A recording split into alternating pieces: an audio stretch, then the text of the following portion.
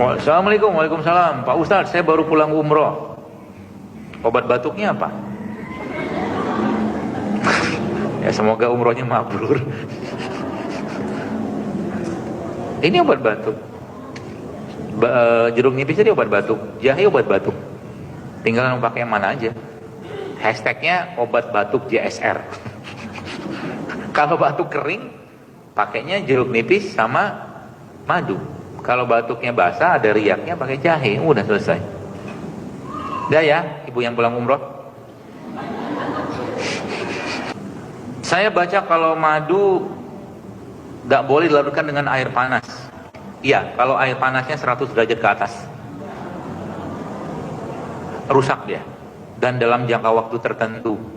Kalau di bawah 90 derajat, air dispenser itu kan gak nyampe 100. Ya. Tapi saya memang lebih senangnya itu kasih air hangat aja. Jadi gak benar. Termasuk minum madu tidak ada hubungan dengan sendok stainless apa sendok kayu.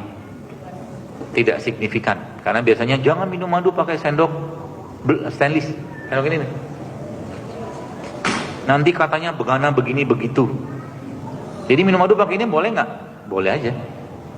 Kecuali Anda lagi jualan sendok kayu. Biasa gitu tuh yang ngomong begitu biasanya lagi jual sendok kayu tuh.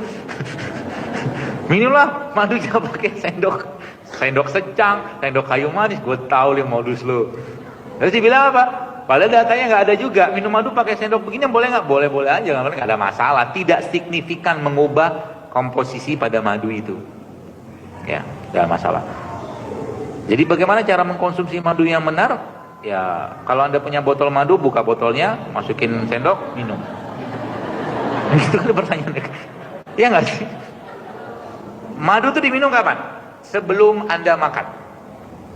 Karena dia, kalau saya menganggap dia salah satu probiotik atau enzim. Jadi madu itu termasuk buah-buahan atau sayuran. Jadi sebelum Anda makan, makanlah madu dan buah atau sayuran dulu. Seperti itu. Itu caranya. Berapa banyak?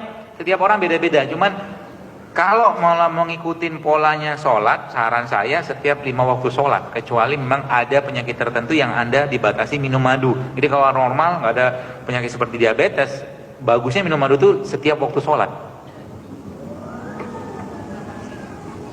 Caranya gimana? Nih, air putih kan, lalu Anda kasih 1 sendok teh aja madu. Oke? Anda masuk ini, lalu Anda guncang-guncang. Allahumma sholli ala Muhammad wa ala ali Muhammad. Bacalah ayat-ayat Quran situ. Bagus loh. Kan ngerukyah airnya. Ya Allah, terus ngomong sama airnya seperti kata Mas Haru Emoto.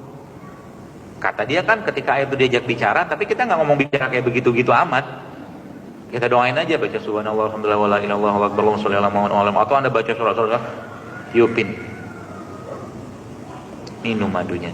Ya Allah, jika ada penyakit dalam tubuhku yang saat ini belum hilang-hilang, semoga dengan keberkahan madu dan air ini kau hilangkan, gitu. Jadi madu itu akan menjadi tentaranya Allah lagi, gitu.